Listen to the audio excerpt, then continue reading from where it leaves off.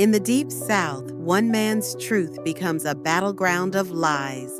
Accused of a murder he didn't commit, hunted for who he is, not what he's done. This is not just a fight for justice. It's a fight for identity, survival, and redemption. Let's get into this story. The Mississippi River was quiet that morning, too quiet for a town like Larkhaven, where the train whistles usually woke the dogs before the sun did. Malik Jackson was already up, his boots caked with dust from the walk to the scrapyard. He liked the silence. It gave him space to breathe, to think. Since moving here 6 months ago, silence had been his refuge from a world that rarely gave him space to exist. Malik, a black trans man in his early 30s, had left the chaos of Baton Rouge behind after his top surgery and years of transition, hoping to find some peace in a town where no one knew his name or his past.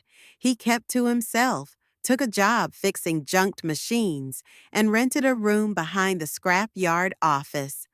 The locals barely noticed him, just how he liked it. But something was wrong this morning. The sky had an orange tinge, and sirens wailed in the distance, closer than usual. Malik climbed to the roof of the garage and spotted smoke curling above the trees near the riverbank. That's when he saw the police cars.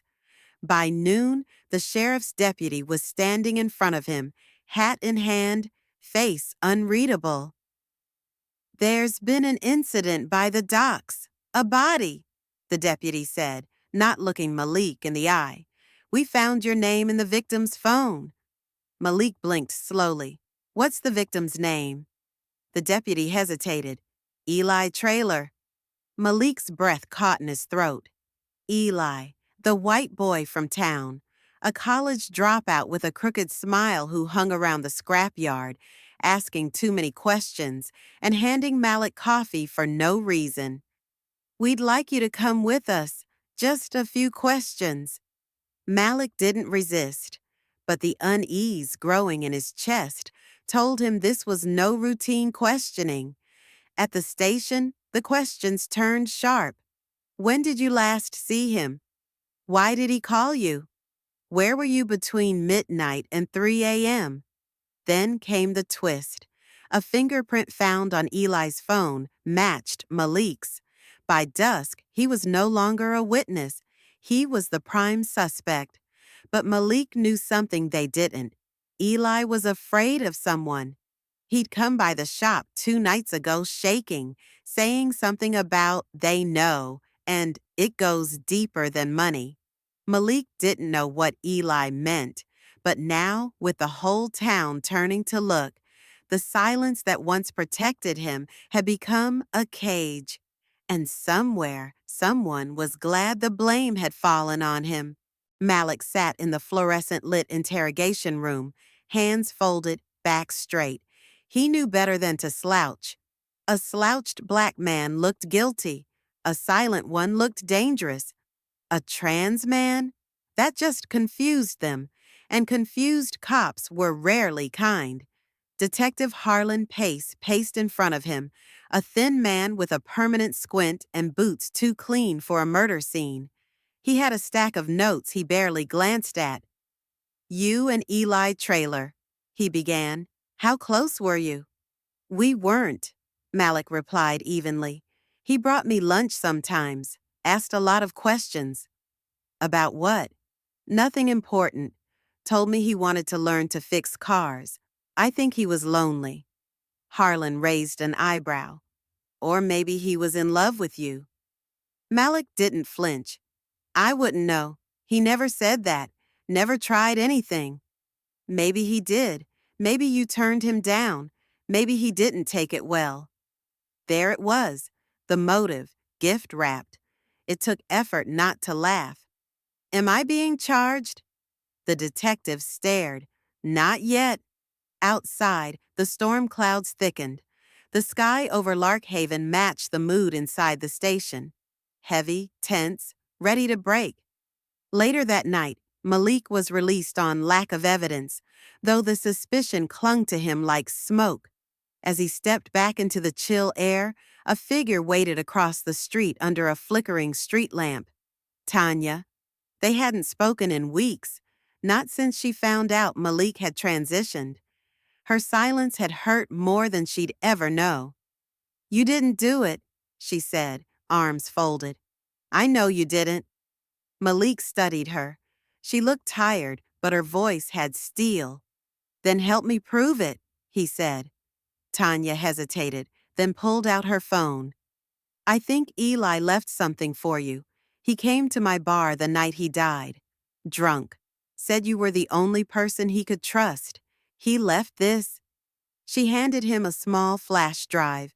Malik pocketed it, glancing around. The night felt suddenly too open, too watched. "Whatever's on that," Tanya said. He was terrified. Said someone was following him, someone powerful. Back at his tiny workshop room, Malik loaded the drive onto his old laptop.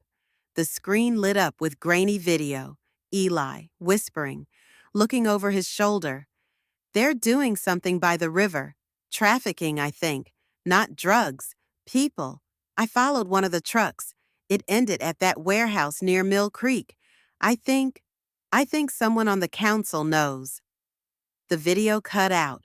Malik stared at the dark screen. This wasn't just about him anymore. Eli had uncovered something that could tear the town apart, and someone had made sure he'd never talk. Now, they wanted Malik to take the fall.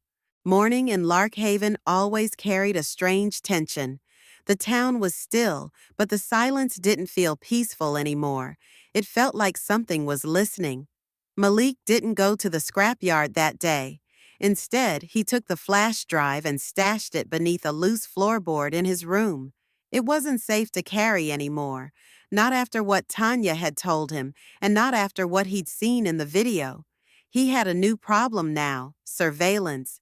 When he left his room that morning, two men he didn't recognize stood across the road pretending to inspect a newspaper vending machine.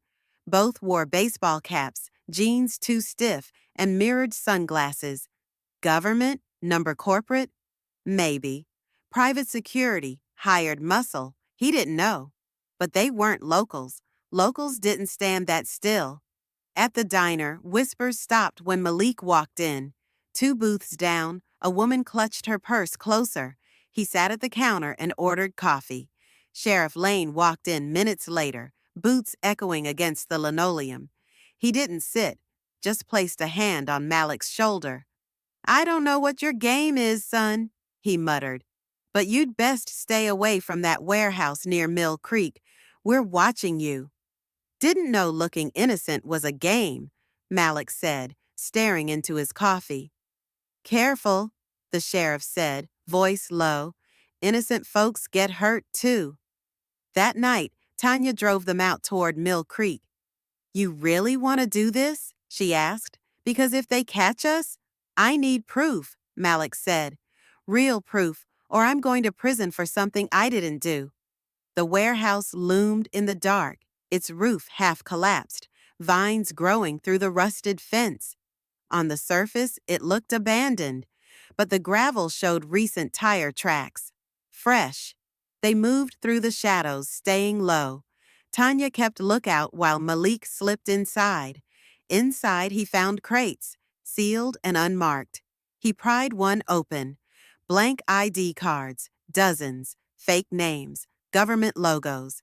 In another crate, burner phones. And in the third, something that made his blood freeze. Photos, dozens of them, men, women, children, mugshots, number surveillance. One of them was Eli, and one was Malik. He stumbled back as headlights flooded the warehouse windows. A truck, then another, voices, footsteps. "Go," Tanya hissed from outside. They ran. Bullets shattered the night. Malik and Tanya vanished into the trees, heart pounding, leaves slicing at their faces. Whoever they weren't just covering up Eli's death. They were running something massive, and they'd tagged Malik long before Eli ever died. They didn't speak until they were miles from Mill Creek. Tanya's hands were white-knuckled on the steering wheel, her breath shallow. Malik sat beside her, staring out into the passing dark, the stolen photo clenched in his hand, the one of him, grainy, time-stamped from 2 weeks before Eli's death. I didn't even know Eli that long, he muttered. Why the hell was I being watched? Tanya glanced at him. Because Eli wasn't the one they were worried about. You were. That thought settled over him like a storm cloud. Was he part of this before Eli even pulled him in? Had someone used Eli to get to him? Back at the workshop, Malik spread the photos on the floor. Tanya closed the blinds. Some of the faces looked familiar.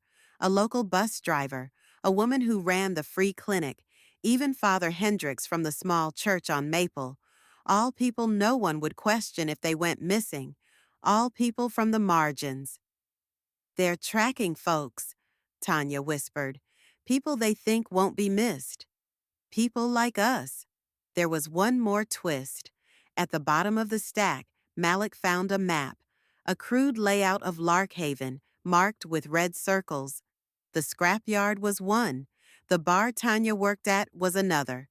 The warehouse had a thick black X drawn through it, and next to the X, a name, Councilman Ray Benford. Tanya's eyes widened. He's running for state senate next year. Malik stood, and he's running a trafficking ring right out of his backyard. They stared at each other, the silence between them charged. That night, Malik drove to the church. He didn't knock, just slid into the last pew as Father Hendricks dimmed the lights for evening prayer.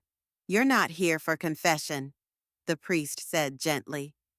I need answers, Malik whispered, and I think you have some. The priest paused, then sat beside him. I wondered when someone would come. Eli was persistent. He saw things he shouldn't have. Like what? Father Hendricks looked toward the stained glass window. Ray Benford isn't just laundering money. He's buying people, promising jobs to immigrants and poor folks, then disappearing them. It's been going on for years. Why didn't you go to the police? The priest's voice cracked. The sheriff's in on it. So is the judge. They made sure the only people who could talk are too scared to. Malik felt it then, the scope of it, the weight. He wasn't just trying to clear his name, he was standing on a fault line. And Eli? They knew he was talking. Someone close to him turned him in. Might have even been someone you both trusted. Malik froze. Who? But Father Hendricks just shook his head. Not yet. You need more proof. Something no one can bury. Where do I find that? A pause. There's a USB hidden in the old church crypt. Eli gave it to me just in case. He said it had recordings, names, dates, and voices. Outside, thunder cracked across the sky. Malik stood. He was done being hunted. The crypt beneath St. Elias Church was older than Larkhaven itself, carved into the stone long before the town became a town. It smelled of damp wood, old wax, and secrets.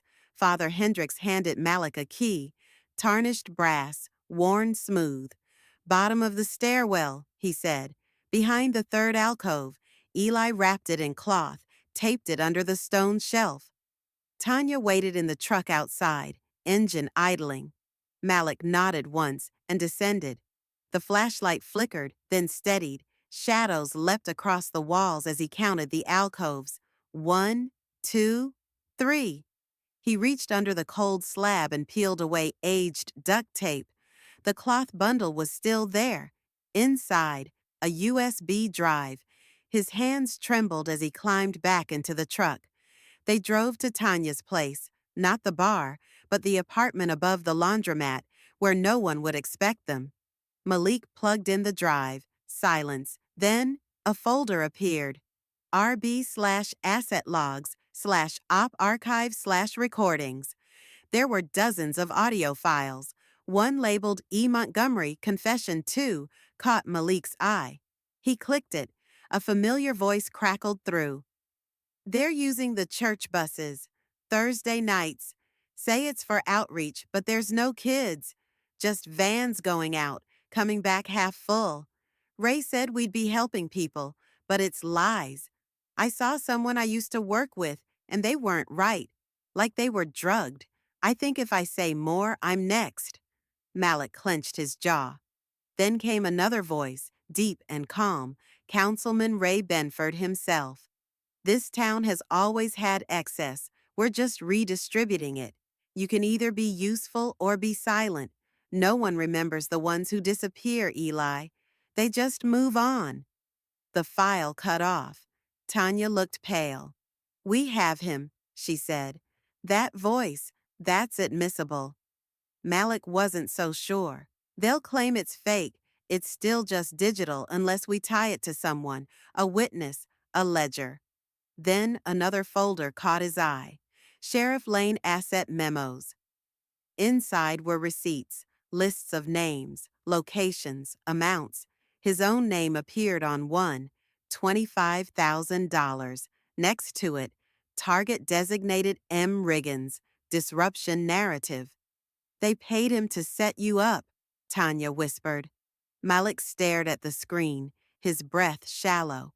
And they're going to keep doing it until someone burns it all down. Suddenly, the lights cut out. Darkness. Then, the sound of tires screeching outside. A man's voice through a bullhorn. We know you're in there. Come out with your hands up. This is your last warning. Sheriff Lane. Tanya reached for the gun in the drawer. We're surrounded, she said. Malik gripped the USB tightly. Then we get out another way. There was only one option, the fire escape. Tanya kicked open the window. Malik followed. Down below, the alley was blocked, but an open drain tunnel gaped in the shadows. This way, Malik hissed. They slipped in just as a flashlight beam crossed where they'd stood. Water splashed around their boots as they vanished into the storm drain, the sheriff's men shouting behind them. They were out of time. Now it was war. The drain tunnel reeked of rot and rust, its echoing depths more like a tomb than a way out. Malik and Tanya trudged through the ankle-high water, guided only by the narrow beam of her flashlight and the rising adrenaline in their veins. Behind them, the faint sound of boots and shouts faded. But not for long. They reached a metal grate, half broken, dangling by rusted bolts. Tanya kicked it aside. Beyond lay a crawl space beneath the old millworks, long abandoned since the town stopped exporting cotton. As they emerged, Malik's phone vibrated, miraculously, one bar of signal, a message from an unknown number. You're not alone. Meet me at the Green Bridge, midnight. S. Tanya squinted at it. S? Could be Sage, Malik said slowly. Or someone else? They had no time to debate. They made their way toward the bridge, sticking to shadows, ducking behind fences and dumpsters. The streets were quiet, too quiet, as if the town was holding its breath. The Green Bridge was once a hangout for teens, until too many overdoses turned it into a ghost landmark. Rusted railings, graffiti scrawled with lost names. At 11:58, a figure stepped out from the shadows, short, wiry, hoodie pulled low. It was Sage. Malik's breath caught. He hadn't seen them since the vigil. I've been listening, Sage said. Tanya gave me the tapes. You were right. About everything. They pulled out a battered backpack. Inside, papers, old tapes, and a sealed envelope marked for the press. I've been digging, Sage said. You know that youth outreach center they keep talking about? It's not for youth. It's for moving people, across counties, undocumented, erased. Malik frowned. Trafficking? And worse, Sage nodded. Medical trials, off-record transfers, people nobody will look for, trans folks, homeless, black, disposable in their eyes. Tanya's jaw clenched. How do you know? I was in the system, Sage said. They processed me 3 years ago. I disappeared for a year. They erased me, but I escaped. Suddenly, a shot rang out. The bullet cracked the stone inches from Malik's head. Sniper! Tanya dove, dragging Sage down. Across the bridge, headlights flared. Black SUVs. Sheriff Lane's voice boomed over a loudspeaker. Riggins, step forward and you live. Keep running, and I promise we'll bury all three of you. Sage whispered, trembling. They tracked my phone. Tanya pulled them both up. Into the woods, now! They sprinted into the trees beyond the bridge as gunfire shattered the night. Malik held the USB drive like a lifeline. They had the evidence, the truth. But now the hunters had names, and they weren't going to stop until Malik, Tanya, and Sage were buried or silenced for good. In the distance, thunder rolled. A storm was coming, and this time it wasn't just rain. Rain lashed the woods as Malik, Tanya, and Sage scrambled down the hillside, their soaked clothes clinging to them like second skin. The storm had broken in full fury, winds howling through the pines, thunder crashing like cannon fire overhead. Behind them, the shouts of law enforcement were distant but not gone. They were being hunted. Tanya led them toward an old hunting cabin, long abandoned. Buried in state land past the ridge. She'd stayed there once, back in her loner days. A place without cell towers or power lines. Off-grid. Forgotten. As they reached the door, Malik collapsed inside, lungs burning. He still clutched the USB drive. Sage bolted the door behind them, panting. What do we do now? Malik looked down at the drive. We go loud. Tanya raised an eyebrow. You sure? They want this buried, which means the only way we survive is to make it public, fast. But they've got the sheriff, judges, media in their pocket, Sage said. No local paper will run it. Malik nodded grimly. Then we go national. He rummaged through a rusted toolbox in the cabin and found a half-broken satellite hotspot Tanya had forgotten she ever left. With shaky fingers, he connected the USB and pulled up the files. Photos, recordings, a spreadsheet of names and dates, and then a final video, one Malik hadn't seen yet. Tanya leaned in. What is it? The screen flickered, then showed a lab room. A man in a lab coat speaking to a camera. This is Dr. Everett Marlowe. Project Oversight. This footage is for legal indemnity in case exposure is inevitable. We administered Stage 2 trials at Jefferson County facility. 3 subjects expired. 1 escaped. Subject R047, Malik Riggins, shows resistance beyond expectations. We must accelerate the next round. Malik's heart stopped. What the hell? Tanya stared at him. They tested on you. He reeled back.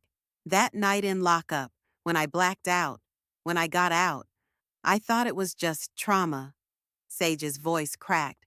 They weren't just covering up a murder. They were using you. The storm outside hit a crescendo. A tree cracked and fell. They stared at the screen, realization dawning. This wasn't just local corruption. It was a human experiment, and Malik had been their test subject. Tanya stood. This changes everything. If this gets out, it could bring the whole thing down. Malik's face was steel. Then we blow it wide open. He opened a blank email, typed in addresses, journalists, activists, underground forums. Attached the files. Dragged the video into the email. Hovered over send. Then the cabin lights flickered. The door shook. Dogs barking. Too late, Sage whispered. Tanya grabbed her wrench. Number just on time. Malik hit send, and the world, finally, began to burn. The door burst open with a splintering crack. Federal agents flooded into the cabin, red dots from their scopes dancing across the walls. Malik raised his hand slowly, heart hammering in his chest. Tanya stepped forward, shielding Sage with her body, but the lead agent barked, "Stand down! Nobody move! We're here to protect the witnesses." Everyone froze. "What?" Tanya growled, her wrench still clenched in her fist. The agent, a tall black woman in tactical gear with DOJ, Internal Affairs stitched across her vest, raised her hands in a calming gesture. "Your evidence made it out. We saw the Marlowe footage, the experiments, everything. It went viral within minutes. The DOJ is moving in. Your lives are in danger, but you're not fugitives anymore. You're the whistleblowers." Malik stared, stunned. Someone believed us? They had no choice. Once the files hit the national press, we couldn't ignore it. "We've got a helicopter en route. You'll be safe." Sage started crying. Tanya let her wrench clatter to the floor, her body finally relaxing after days of tension. Outside, dawn was breaking through the clouds, golden light piercing the trees. 3 weeks later, Malik sat in a crisp suit, staring into the camera of a major talk show. His hands trembled slightly, but his voice held steady. "I never wanted to be a symbol. I just wanted to be left alone. But they tried to erase me, not just my freedom, but who I was." He looked over at Tanya and Sage, seated beside him, "And in trying to bury me, they exposed the rot they built their empire on. We all deserve to live without fear, especially those of us they try to disappear." The interviewer smiled. "And what now, Malik?" He thought for a long moment. "I'm not going back to hiding. I've spent too long in the shadows. So I'm building something new, a center for those like me, trans folks who were forgotten or failed by the system, a place for truth, healing, and power." Applause erupted from the studio. Epilogue. A clean building stood on the edge of Birmingham, its glass front reflecting a rising sun. A new sign was being hung, the R047 Foundation. Inside, Malik was painting the main hallway, shirt speckled with flecks of white. Tanya tightened a bolt on a nearby water heater, while Sage organized pamphlets by the front desk. It had taken pain, loss, and fire, but they had built something from it. Justice had not come easily. Some of the guilty had fled, some denied involvement, but the house of cards had collapsed. Trials were coming. And Malik? He had found purpose in the wreckage. The shadows no longer owned him. He was walking in the light,